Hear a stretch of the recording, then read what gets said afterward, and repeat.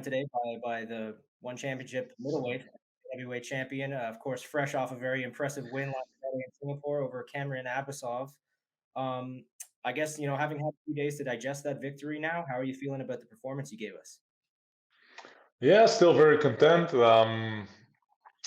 I did what I said I was going to do, so I'm happy. I'm happy to be back home again, be with the kids, back in the gym. So yeah, life is good, man.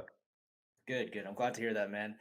You did what you said you were going to do, as you said. I know you're a very confident guy, but I mean, did you really imagine this being that easy? I mean, you made it look totally effortless. You just wrecked this guy. Did you expect it to go that well? This it's what I always envisioned, but it doesn't always pan out the same way. Last time with Ong, I had to work a little bit harder for it. But mostly, last time with Ong, I couldn't get the side choke, and it was very. It's a thing that's been haunting me for the last couple of months, and I've really put in a lot of work to be better in that position in the mount and with the side choke. So I'm mostly very happy that I got it. I mean, of course, we all knew you were excellent at grappling beforehand, but you just ended up reaffirming it in this fight. And then, of course, you called out Andre Galvao, which was very exciting for fans of the grappling arts. Now, right after that, you made that call at one championship confirmed to us that it's official already. So, I mean, how Yeah. long has this been in the works? I got the word a week before the fight.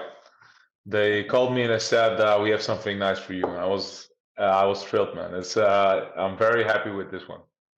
Yeah, how excited are you for this? This is a totally different challenge for you compared to what you've been doing over the last couple of years.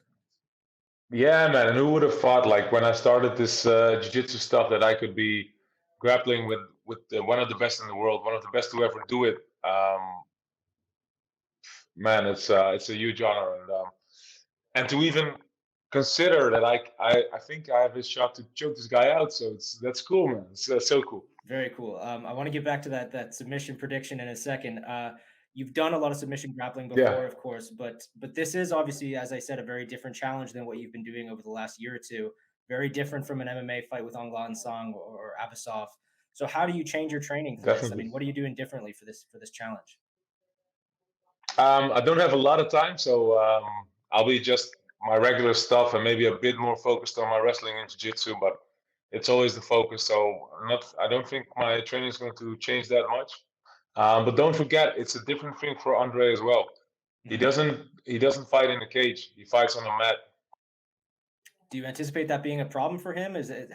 Can you use that to your advantage? Do you think? It's definitely my advantage. It's definitely my advantage. Yeah, it's going to change the dynamic of the grappling of the wrestling a lot. Yeah. And you mentioned that you do think you have a chance of tapping him out, which would, of course, be incredible. Is that part of the reason why you think you have an edge, just because of the setting of the fight being a cage? Yeah, but I've tested my skills against the elite, and I've come on top every time. So why not against this guy, man? It's a big jump. It's a huge competition. Um, but I think I'm up for it.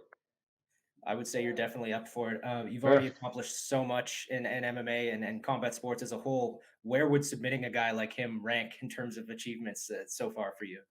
For me personally, at the very highest, man, at the top, because I got into the sport at the jiu-jitsu side, and when I started, he was the guy who was beating everybody, um, and actually he still is. 10 years later, he still is. So for me, it would be the biggest achievement of my life.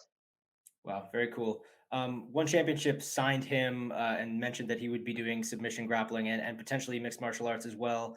They've also signed, Gordon Ryan recently, Danielle Kelly, who's a young grappler from the United States, and it Yeah, sounds like they're kind of planning on doing more of this submission grappling stuff.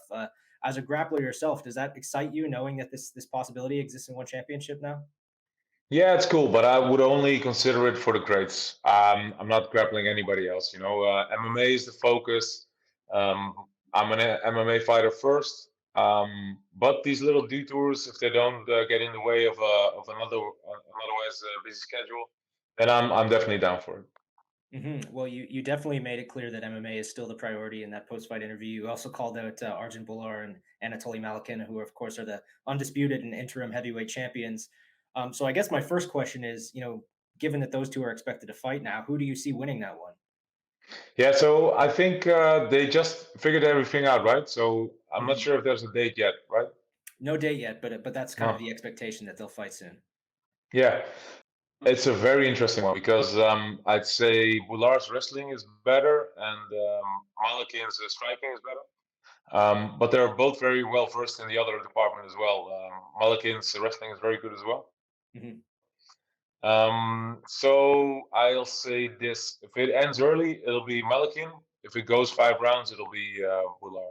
Is there, one of those two guys that you'd prefer to fight? One guy that you think you match up with better, or just a guy who's more fun opponent for you? Man, I'd like to take it from Bular. He's got a mouth on him, and it's nice to trash talk with him a bit. Um, I'd like the belt, but the mace is also nice. The mace he carries, so it would be nice to be if it's Bular. But the way Melikin looked last time, he's a world beater as well. So both of those guys would be interesting. Yeah. With three titles, three championship belts, and that mace, I mean, where are you going to put all this stuff? Do you have room in your place for all this stuff? We have a big gym, man. We have a big gym, and I like to decorate the gym a bit. You've gone back and forth with Arjun a couple of times, as you've said. You've called him out before, but so far you haven't been able to make it happen. I mean, how optimistic are you that this might happen at some point? Yeah, I think it'll happen. I think it'll happen. Because I'm running through the competition in my own class right now.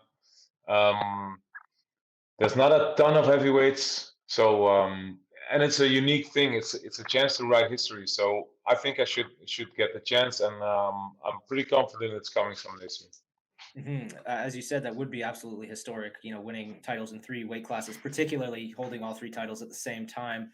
But I would guess there are some logistical challenges that would come along with that. You'd have to defend these titles. Have you given any thought to that? Like, would you defend these titles? Would you give one up? I mean, how would that look? Do you think?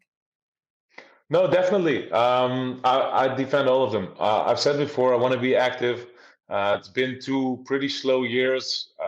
Despite winning both the championships, I haven't been that active, not as active as I'd like to be. But 2022, I want to be there every 3 months. Give me someone every season. Um, and my wife is saying, let's think about it. But It's a team decision, right? it's a team decision. But well, I'll see if I can massage it in a bit. But I'd like to be there every season. Make it an active year. Fight 4 times, maybe 5 times. I've set it up right, and let me make this the best year of my career. You weren't the only person making post-fight callouts of that card last Friday. Vitaly Big Dash beat Onglan Song and then called you out. Now, you addressed this a bit in your post-fight interview with Andrew Whitelaw after the fact. You mentioned that Yeah. you'd like to see him make weight first.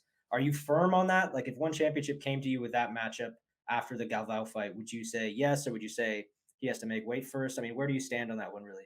No, I'll take it right away. I mean, he needs to make weight. He needs to be at middleweight. We all know he's a big, chunky guy. But I'd accept the fight right away. So the priority for you is really just staying active. It's not even really as much about the opponent at this stage. The opponents don't matter.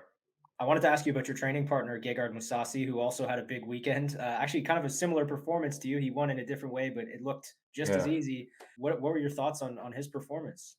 Man, the guy's a legend. I was just trying to watch before I called you. I was trying to watch a clip of him being interviewed.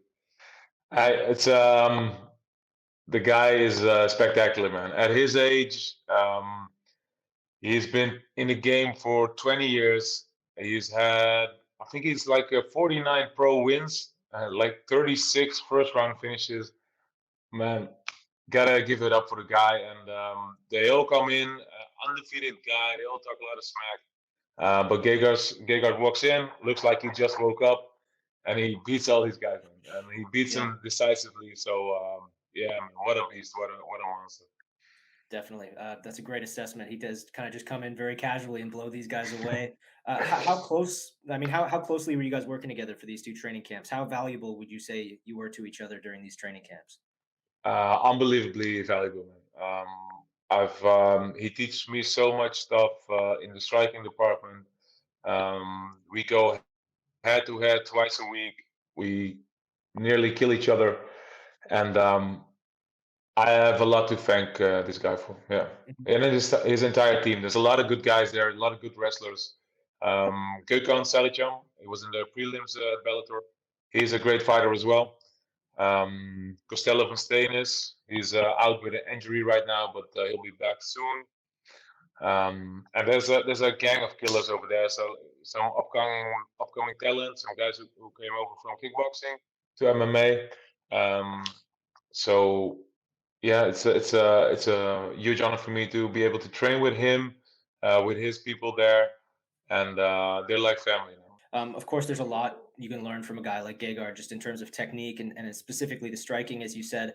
But I'm guessing too, he's probably imparted quite a bit of wisdom just in terms of how to deal with the strains of life as a fighter and championship fights and stuff. Have you learned kind of intangible things from him as well? Nah, man, we're both not like that. We're too Dutch for this stuff, man. We don't give a fuck. All right, man.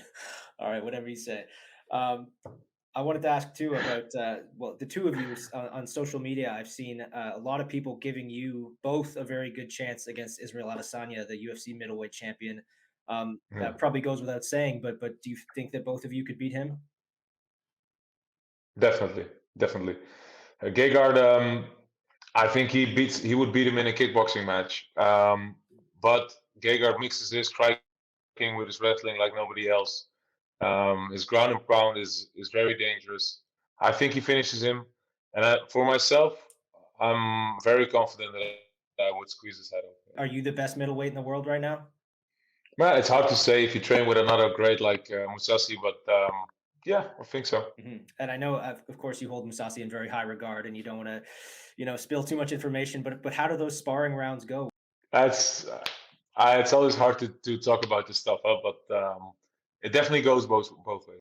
It's just it's always great rounds. We go hard, but we really teach each other a lot. I think I can teach him some stuff in the jiu-jitsu department, and he can teach me a lot in all aspects of MMA. So yeah, I'm very grateful to be able to train with a legend like him. He is definitely a legend, as you said. Before I let you go, let me just wrap it up with this. You've made it very clear that staying busy is a focus for you this year. Just looking ahead to say the end of December, what would you like to have accomplished by the time the year's up? So choke out Galvao, that's one. Then finish Big Dash and maybe Melikin and Bular, and then that's a wrap.